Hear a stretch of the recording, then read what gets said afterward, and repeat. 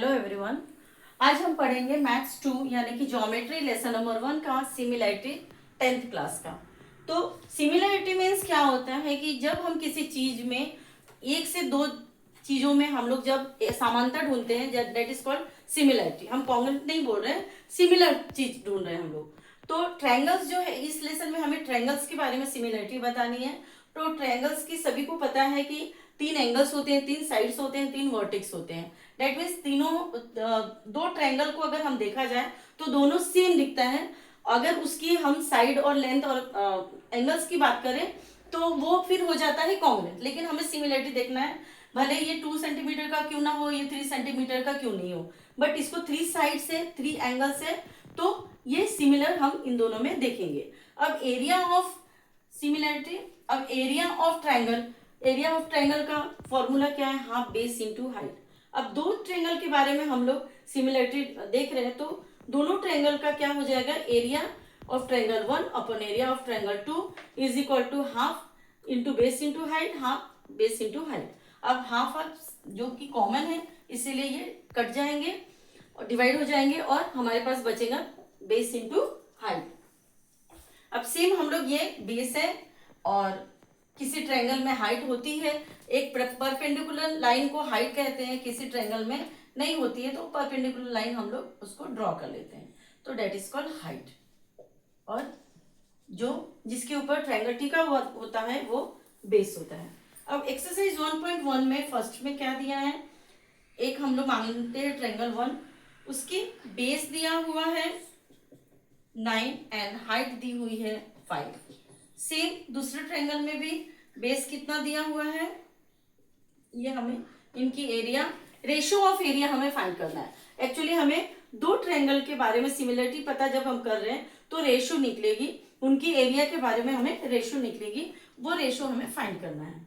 तो इसका बेस हो गया 10 एंड हाइट इज 6। अब ratio of triangle triangle 1 and 2 is, हमें मालूम नहीं एरिया ऑफ ट्रायंगल ए और बी का क्या है, उसका मतलब रेशियो क्या है, तो अभी हम लोग इसकी एरिया की वैल्यू पुट करके और फाइंड करेंगे। देयरफॉर क्या हो जाएगा solution? Area of triangle 1 upon area of triangle 2 is equal to, not half, base into height. अब यहाँ पे दो ट्रायंगल की बात कर रहे हैं, नाम नहीं दिया है। अगर इस ट्रायंगल को नाम दिया रहता है ABCD या ABC या ABC या तो PQR, तो हम लोग उसको आइडेंटिफाई करते हैं उसके नाम से, बट यहाँ पे नाम नहीं दिया है, इसलिए base of triangle 1, height of triangle 1 and base of triangle 2 into height of triangle 2। अब बेस 1 कितना है? 9 इंटू 5 अपॉन 10 इंटू 6। अब 5 1 जा, 5 2 जा, ये 3 के टेबल में जाता है, 3 2 जा, 3 3 जा, is equal to 3 into 1 upon 2 into 2 is equal to 3 upon 4। Now area of triangle upon area of triangle 1 and area of triangle 2 is equal to 3 upon 4, that is 3:4। तो इसका रेशियो क्या निकला? Area of triangle 1 is to area of triangle 2 is equal to 3:4।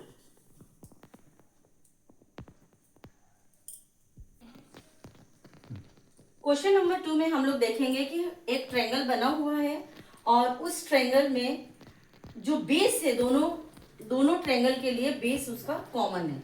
That means base तो हम लोग दोनों का common है, तो जो मेजर इसके लिए होगा वो मेजर इसके लिए भी होगा, तो कॉमन है तो वो कट जाएगा। लेकिन हाइट जो है दोनों की डिफरेंट है, इसका BC या AD ये दोनों की हाइट है। तो हम लोग यहाँ पे क्या करेंगे? Base into height, that means AB is a base and BC is height, triangle ABC। और ट्रायंगल ADB के लिए क्या हो जाएगा? बेस हो जाएगा सेम AB इंटू AD।